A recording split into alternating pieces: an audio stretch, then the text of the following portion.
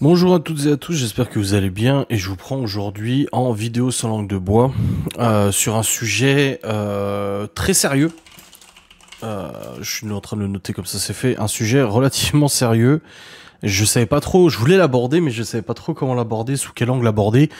On va parler de l'Ukraine et de la Russie. Donc je ne suis pas géopolitologue, je ne suis pas spécialiste de l'histoire, ni rien du tout, hein, bien évidemment. Je me suis aidé de ChatGPT pour certaines informations, certaines dates et tout ça. Car la question qu'on se pose, ou que moi je me pose actuellement, c'est qu'on est en pleine période de négociation. Trump essaie justement de mettre fin à cette guerre, à ce conflit Ukraine-Russie par tous les moyens. Il essaie de discuter avec Poutine, il essaie de discuter avec Zelensky.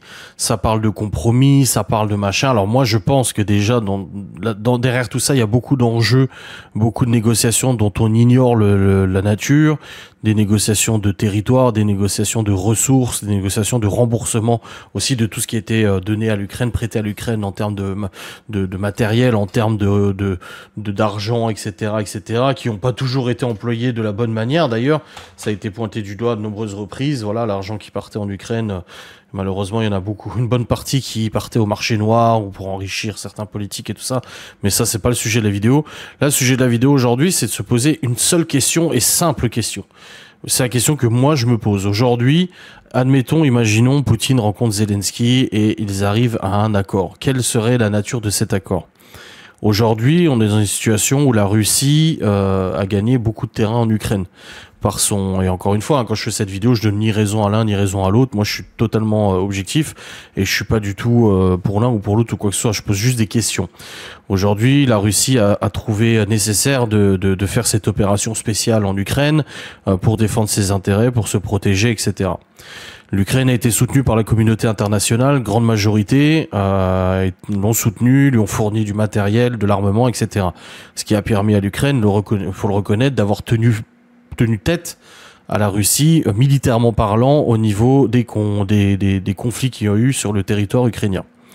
Aujourd'hui, force est de constater, c'est que l'armée ukrainienne est épuisée, russe aussi, hein, et qu'aujourd'hui, on arrive à un point où il serait difficile d'imaginer l'Ukraine reprendre des territoires qui ont été, conquis dans le Donbass, notamment Crimée, etc., par la Russie. Donc, quand on parle de négociations, qu'on parle de Trump, même de Macron, etc., tout le monde essaie de trouver un terrain d'entente, tout le monde essaie de trouver une solution. On est confronté à une seule et même question, une simple question. Est-ce qu'aujourd'hui l'Ukraine doit accepter de laisser les territoires à la Russie pour que tout s'arrête ? Parce que quand on parle d'un cessez-le-feu, ou voire même carrément d'un accord de paix, il y a toujours beaucoup de choses qui viennent sur la table. Il y a la question justement du militaire. Donc, est-ce que la Russie doit retirer ses troupes militaires des zones occupées en Ukraine ? Est-ce que l'Ukraine doit concéder une partie de son territoire qui a aujourd'hui été conquis par la Russie, plus ou moins démocratiquement, avec des référendums qu'on peut contester, etc. Est-ce que la Russie, elle, doit se retirer et relaisser les territoires à l'Ukraine et au final avoir perdu cette guerre en soi, avoir perdu cette opération spéciale ? Est-ce que les États-Unis, la France, l'Europe, les pays de l'Union européenne ont tout intérêt à ce que tout s'arrête, ou est-ce que justement ils essaient d'en tirer leur part du gâteau, comme on a pu voir de nombreux conflits ? Voilà la question qui se pose aujourd'hui pour avoir un accord de paix et que cette guerre s'arrête. Est-ce que l'Ukraine doit céder ses territoires ? Je pense qu'aujourd'hui, si l'Ukraine dit à la Russie, c'est bon, t'as gagné le Donbass, on s'arrête là, tout s'arrêterait.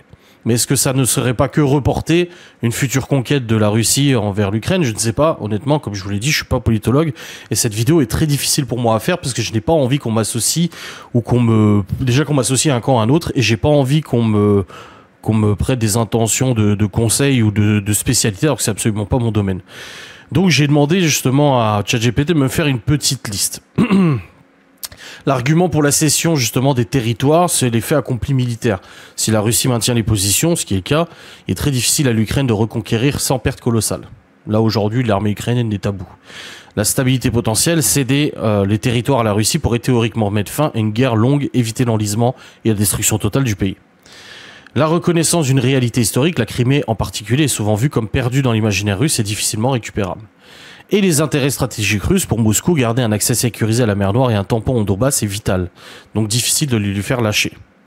Et les arguments contre la cession des territoires, car encore une fois, je vous le dis, c'est la cession de ces territoires qui sont quand même apparemment sur le devant des négociations. Le principe de souveraineté, accepter l'annexion de la Russie de ces territoires par la force reviendrait à légitimer le droit au plus fort. Ça créerait un dangereux précédent international. Je suis pas vraiment sûr, parce que de toute façon, quand tu vois les conflits dans le monde, voilà.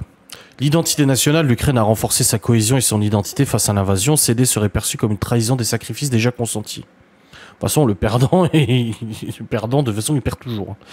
La sécurité future, si l'Ukraine cède, rien ne garantit que la Russie s'arrêtera là. Au contraire, Moscou pourrait être encouragé à pousser plus loin. Et les appuis occidentaux, les alliés UE, OTAN, USA, soutiennent le principe de l'intégrité territoriale ukrainienne. Une cession mettrait en péril ce soutien. Je pense pas que Zelensky soit prêt aujourd'hui à lâcher les territoires. Dans le réalisme pur, la Russie pourrait conserver au moins la Crimée et une partie du Donbass, car Moscou ne reculera pas. Idéal légaliste, l'Ukraine devrait récupérer tous ses territoires pour respecter le droit international. Et le compromis théorique, un pays gelé, type Corée du Nord, Corée du Sud, pourrait voir le jour. L'Ukraine ne reconnaît pas l'annexion, mais ne tente plus militairement de reprendre par la force. Moi, je pense qu'on serait ça. Après, depuis la 2014, avec le problème de la Crimée, c'est qu'il y a eu ça. C'est-à-dire que l'Ukraine n'a pas reconnu l'annexion de la Crimée par la Russie.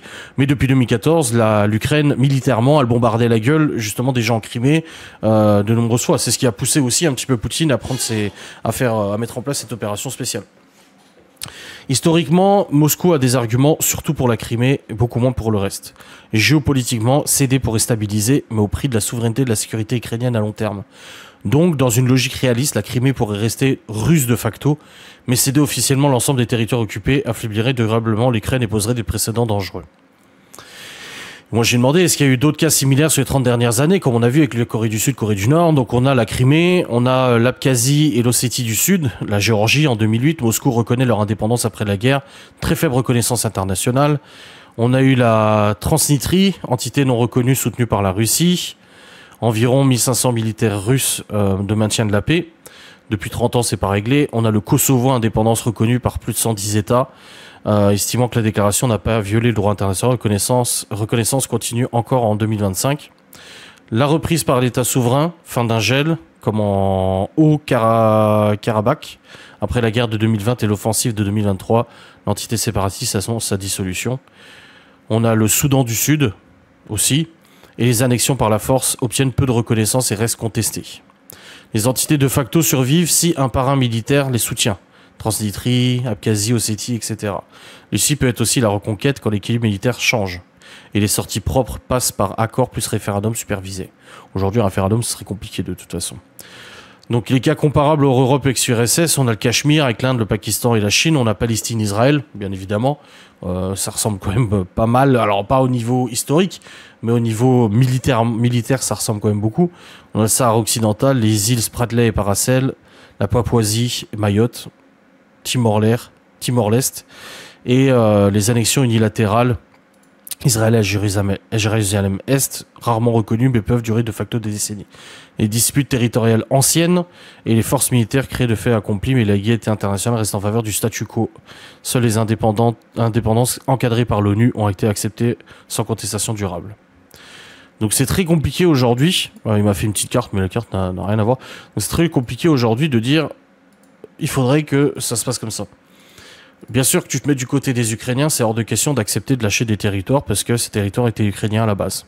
Tu te mets du côté russe avec l'histoire russe, l'histoire de la Russie et de l'Ukraine que beaucoup ignorent, beaucoup n'entendent pas ou les médias n'en parlent pas.